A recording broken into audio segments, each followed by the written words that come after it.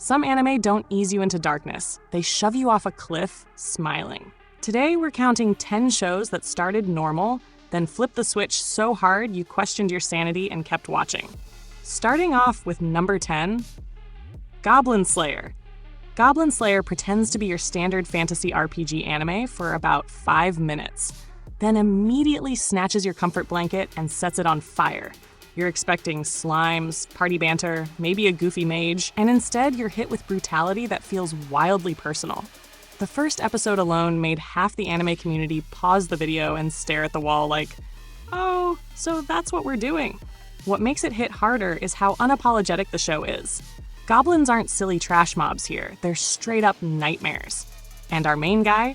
Zero charisma, zero jokes, maximum trauma. He doesn't level up with friendship, he levels up with strategy, paranoia, and sheer rage. It's dark fast because the show refuses to sugarcoat evil.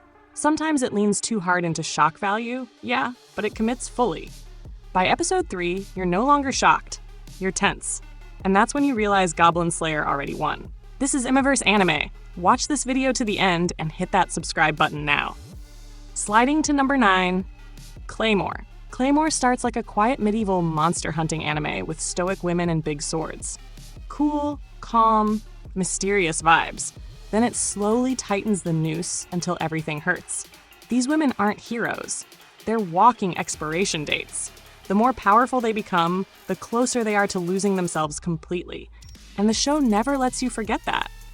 Limbs fly, smiles disappear, and suddenly you're watching body horror mixed with identity crisis. The Yoma fights escalate fast, but the real darkness comes from the system behind the claymores. They're tools. Disposable ones. By the time awakenings start happening, you're not even scared anymore. You're just sad and stressed. Claire's journey is fueled by revenge, grief, and obsession, not hope.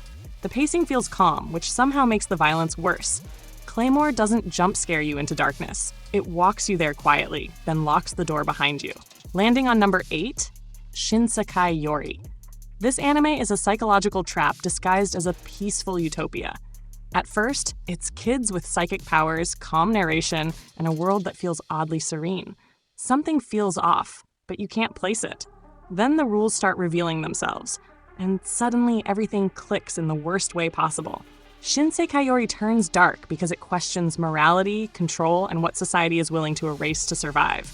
Kids disappear. Truths get buried. Entire species become collateral damage for comfort. And the scariest part? The adults think they're right. There's no flashy violence early on. It's dread. Slow, creeping dread. By the midpoint, you realize the villains might just be victims who lost the history book. This show doesn't scream at you. It whispers, and those whispers stay in your head long after the episode ends. It's uncomfortable, brilliant, and emotionally ruthless. Looking at number 7, Parasyte the Maxim. Parasyte wastes no time letting you know things are about to get messy. One failed brain takeover later, and Shinichi's entire life is spiraling. What starts as body horror action quickly evolves into a full-on identity crisis. Humans aren't as innocent as they think, parasites aren't purely evil, and suddenly you're questioning who deserves to survive. The tonal shift hits fast when characters you actually like start dying without dramatic speeches or heroic music. Migi's cold logic versus human emotion becomes the heart of the show, and it's surprisingly brutal. This anime turns dark because it refuses to give easy answers. The villains are terrifying, but so are humans when survival's on the line. Also, the soundtrack absolutely refuses to let you relax. By the time Shinichi emotionally detaches just to function, you realize the real transformation already happened, and there's no going back. Crashing into number 6, Happy Sugar Life. Happy Sugar Life looks like pink, bubbly insanity, and then immediately proves that colors can lie. This anime turns dark at record speed, mostly because every single character needs professional help immediately. What starts as obsessive love becomes manipulation, murder, and moral freefall. Satu isn't confused. She's committed, and that makes her terrifying. The show plays with innocence like a weapon, flipping cute aesthetics into psychological horror. There's no safe character here, no grounding presence. Just escalating madness wrapped in soft music and pastel visuals. It's uncomfortable on purpose, and it knows it. You keep watching because you're stunned, not because you're relaxed. Happy Sugar Life doesn't want your approval. It wants your unease, and it gets it within 2 episodes flat. Hitting number 5, Wonder Egg Priority. Wonder Egg Priority starts emotional and heavy, but hopeful. Girls fighting trauma through symbolic battles? That's powerful. Then the darkness ramps up when you realize the show isn't offering clean healing. It's exposing wounds. Suicide, abuse, guilt, and identity issues pile up fast. The enemy designs are unsettling, the metaphors hit close to home, and the tone shifts from empowering to haunting. What really flips the switch is how little comfort the show gives its characters. Growth comes with pain, setbacks, and unanswered questions. The production is beautiful, but the story slowly becomes emotionally exhausting. By the later episodes, you're not crying, you're processing. It turns dark because it stops being a metaphor and starts feeling real. Flawed execution aside, when it hits hard. Rolling into number 4, School Live. School Live deserves respect for pulling one of anime's most savage tone switches. It starts as a cute school slice of life with bubbly girls and goofy energy. Then the curtain drops, and suddenly you're in survival horror. Trauma is masked as optimism. Denial becomes a coping mechanism, and every cheerful moment feels painful in hindsight. The darkness isn't just zombies, it's psychological survival. Watching characters protect each other while barely holding on to sanity is rough. The show uses contrast like a weapon, and once you realize what's happening, every smile hurts a little more. It escalates quickly but smartly, never forgetting the emotional toll. But trust me, number 3, it'll mess with your head in the best way possible. Slamming into number 3, Inuyashiki. Inuyashiki turns dark because it gives godlike power to the worst possible person. One character uses it to protect life. The other uses it because he's bored, angry, and disconnected. And the show doesn't pull punches.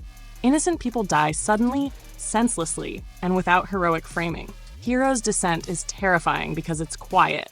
No tragic backstory excuse parade, just emptiness and cruelty amplified by power. Meanwhile, Inuyashiki himself is painfully human, desperate to matter before dying. The contrast is brutal. The anime forces you to watch how easily morality collapses when consequences disappear. It's uncomfortable, shocking, and emotionally heavy fast. By the halfway point, you're not watching for action, you're bracing for impact. Launching into number 2, Devilman Crybaby. Devilman Crybaby doesn't just turn dark, it detonates. The art style feels loose and expressive, but the themes are relentless. Violence, paranoia, love, and fear spiral out of control fast. What begins as demon possession becomes societal collapse. Friends turn on each other, love turns into suspicion, and humanity absolutely fumbles the bag. The show's pacing is wild, jumping from intimate to apocalyptic in seconds.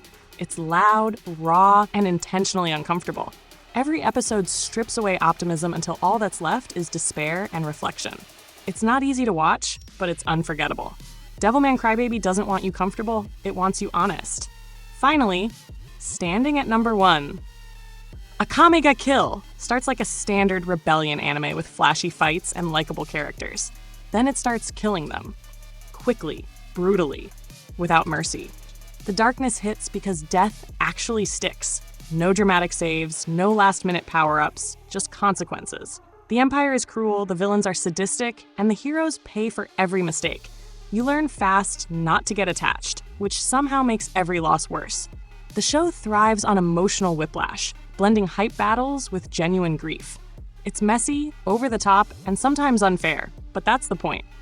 Akame ga Kill turns dark fast and never lets up, earning its spot by sheer emotional damage.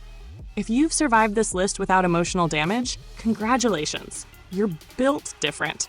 Drop your darkest anime shock moments below, argue respectfully, and roast my rankings. Hit like, subscribe for weekly anime chaos, and share this with the friend who still thinks anime is just cute fights and friendship before this video ruins them forever.